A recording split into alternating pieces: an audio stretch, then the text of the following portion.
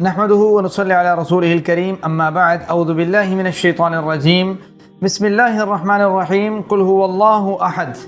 توحید تو یہ ہے کہ خدا حشر میں کہہ دے یہ بندہ زمانے سے خفا میرے لیے ہے۔ محترم سامعین و سامعات، انسان زندگی میں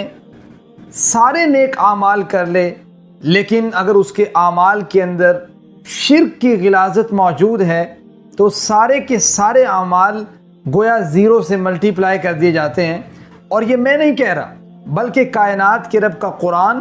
اور پیغمبر کائنات علیہ الصلوۃ والسلام کے فرامین سے یہ بات روز روشن کی طرح آیا ہے۔ قرآن کریم سورۃ النساء ورس نمبر 48 اللہ تعالیٰ فرماتے ہیں ان اللہ لا یغفر ان یشرک بہ ویغفر ما دون ذلک لمن یشاء ومن یشرک باللہ فقد افتری اثما عظیما، کہ اللہ تعالیٰ ہر گناہ معاف کر سکتا ہے لیکن شرک کو کبھی معاف نہیں کرے گا۔ اور نبی کریم صلی اللہ علیہ وسلم کی حدیث مبارکہ سنن ترمذی میں موجود ہے، جناب انس اس کے راوی ہیں، حدیث قدسی ہے کہ اللہ تعالیٰ فرماتا ہے، نبی کریم صلی اللہ علیہ وسلم نے کہا کہ یبن آدم، اے اولاد آدم، لو اتیتنی بقراب الارض خطایا ثم لقیتنی لا تشرک بی شیئا لاتیتک بقرابها مغفرہ، کہ اے اولاد آدم جب تو میرے پاس آئے تو زمین بھر کے تیرے گناہ موجود ہوں لیکن شرک کی غلاظت موجود نہ ہو، میں زمین بھر کر مغفرت عطا کر دوں گا۔ تو گویا توحید کا معاملہ انتہائی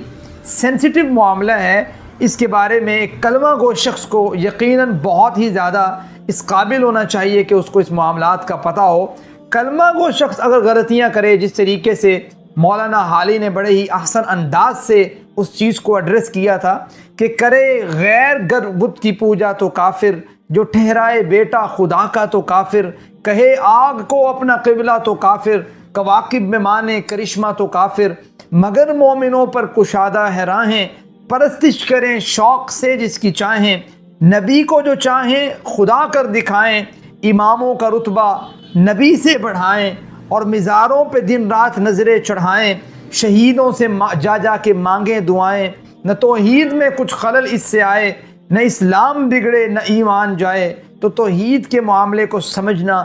بے حد ضروری ہے۔ میں آپ سب لوگوں کو توحید کے معاملے میں دو اختصار اور مختصر جو صورتیں ہیں لیکن جامع صورتیں ان کو ریکمنڈ کرنا چاہوں گا۔ ایک سورہ الکافرون ہے، دوسری سورہ اخلاص ہے۔ ایک توحید علمی کو بیان کرتی ہے سورہ اخلاص اور دوسری توحید عملی کو بیان کرتی ہے۔ میں اشارتاً اور اختصاراً آپ کے سامنے توحید علمی کی جو صورت ہے یعنی سورہ اخلاص جو ہے اس کی ایک آیت مبارکہ کے بارے میں تھوڑا سا بتانا چاہوں گا۔ دیکھیں اللہ تعالیٰ فرماتے ہیں قل هو اللہ احد، اے اللہ کے پیغمبر آپ لوگوں سے کہہ دیجئے وہ اللہ احد ہے، یکتا ہے، تنہا ہے۔ دیکھیں احد کے کئی ایک معنی ہیں۔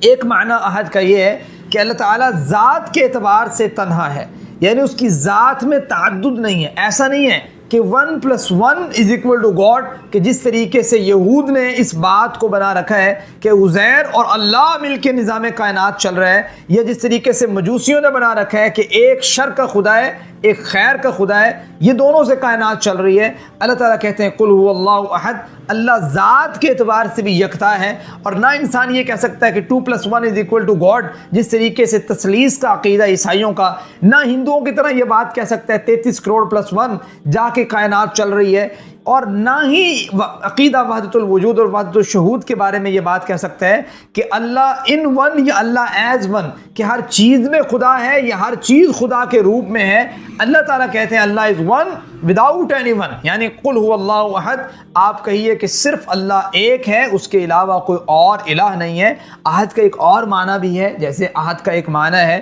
کہ احد اس ایک ذات کو کہتے ہیں جس کو ڈیوائڈ نہیں کیا جا سکتا، یعنی 1/2+1/2=1، ایسے اللہ تعالیٰ کو نہیں کیا جا سکتا کہ انسان کہے کہ اللہ کے کسی عضو سے یا اللہ کے نور سے کوئی اور نور ہے۔ تو یہ ساری چیزیں آپ دیکھ لیں، ایک چھوٹی سی صورت سے انسان سمجھ سکتا ہے اگر صحیح معنی میں اسے پڑھے۔ تو میں آخر میں یہی کہنا چاہوں گا، وقت فرصت ہے کہاں،